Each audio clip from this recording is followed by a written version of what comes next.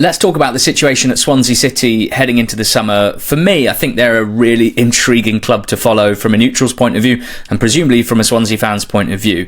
It's a club that finished the season well to finish in mid-table, a club with a new head coach and a new director of football and an existing squad that is pretty interesting to me, which I'll explain, but has a few holes in it, and therefore an interesting summer of recruitment ahead. We already know the identity of two new Swans next season. Both will have been signed for the first team. That's Zeidane Inoussa, who signed from Häcken just a few days ago, and Melker Widell, who signed in January but will join up with the squad this summer. In Inoussa, they've signed a profile that everyone's after in the Championship, a 1v1 specialist, wide attacking player, a sort of high risk, high reward player in terms of what they do on the pitch, but also as a signing, because this is a young winger who has not played a huge amount of senior football in the French leagues, in the Swedish league, has been building his career, and now gets a move to one of the toughest leagues in the world for young players to adapt to. Someone that I'm really excited to see in the flesh, someone that is the type of player that Championship clubs have been trying to sign for the last 2 years or so, with a fairly mixed success rate. Then there's Melker Widell, Swedish international who got his first cap in March, a central midfielder who looks like he's a real Hollywood type central midfielder, long range passing ability to get on the ball and carry it through the centre of the pitch. I get the sense that him and Franco could be an absolute box office midfield combination based on their two profiles, with the ball winning of Franco and the ball playing of Widell next season. Again, it's worth remembering that the level he's been playing at in Denmark is well below Championship level, so expecting too much too early from Widell could be unfair, but that Sweden cap, that call-up, does give the idea of a player with a very bright future. I'm excited to see him in the Championship. Will they go back in for Lewis O'Brien? Maybe. I hope so. They should do. I'm sure plenty of other Championship teams will try and get O'Brien on loan, but maybe Swansea are in the driving seat after he had such a good few months there at the start of this year. It would clearly be an amazing addition to this squad. Then I think they've got to be looking in the free transfer market to boost the numbers in central midfield areas. I think Hector Kyprianou is someone that most Championship clubs will be in for. Swansea could be an appealing option for Kyprianou, but they may struggle to compete with the wages that other Championship clubs are going to be able to offer some of these guys. We will see. Sonny Carey of Blackpool is another much more attack-minded midfielder who can provide goals from a number 8, number 10 position and off the left as well. Should be someone that Swansea are taking a very close look at. Now, Rich Montague, the director of football, he's shown himself to be a fan of overseas recruitment down in League 2 with Notts County, even when they were in the National League, quite frankly, signing Ruben Rodriguez and Alassane Jatta. If you look at League 1 and below, those are two of the best signings from overseas that we've seen over the last few years in the EFL. So I think we can expect more. I think in the centre-back position, I would expect at least one and probably two centre-backs to be signed from overseas. The market in the English pyramid isn't great.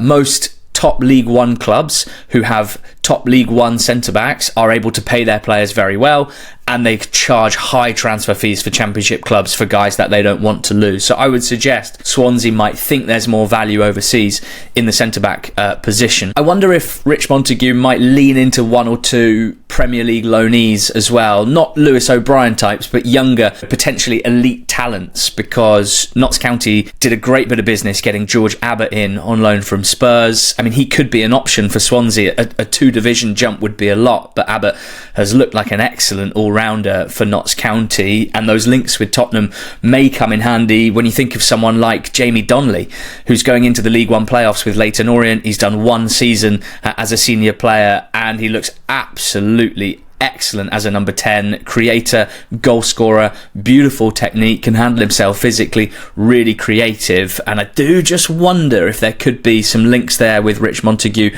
with Spurs that could work in Swansea's favour, because you don't want loanees to be a large proportion of your first team, but the position that Swansea have just finished, it's an obvious way to try and bridge the gap between mid-table and the playoffs if you don't have, limitless funds, if you don't have the deepest pockets. Another name that springs to mind would be Odell Ofaya, right back for Blackpool on loan for Brighton this season. Brilliant performances in League One, needs to step up to the Championship. Different profile to Josh Key, can play right centre-back as well in different shapes, a versatile type player. could be someone that Swansea are looking at, should be someone that Swansea are looking at. Just mentioning the League One playoffs with Donnelly involved as well, I wonder if someone like Thierry Small could be on the radar, a Charlton player who's really kicked on this season, gives speed and versatility in wide areas, can play as a fullback, wingback and a winger, and his contract is up this summer. So again, someone that Championship clubs like Swansea should be interested in. Clearly, the team needs to improve on an attacking level. Of the team 16th and above in the Championship last season, only Millwall scored fewer. Now, I think that has to come with an improved attacking style, improved partnerships in the final third, an improved idea of how to create good chances. But there's no doubt that Swansea, like every team in the Championship, will be looking for that unicorn number 9 that they can afford and who will come in and score goals instantly. Now, I think that's almost a bit of a myth, whether you can buy that just off the shelf when you're at Swansea's level in the Championship food chain. I'm not really sure. They've signed Vipotnik, they've signed Yates, they've signed Kukarevic, so they know the challenges that come with signing a number 9 to be a Championship starter and hopefully guarantee goals.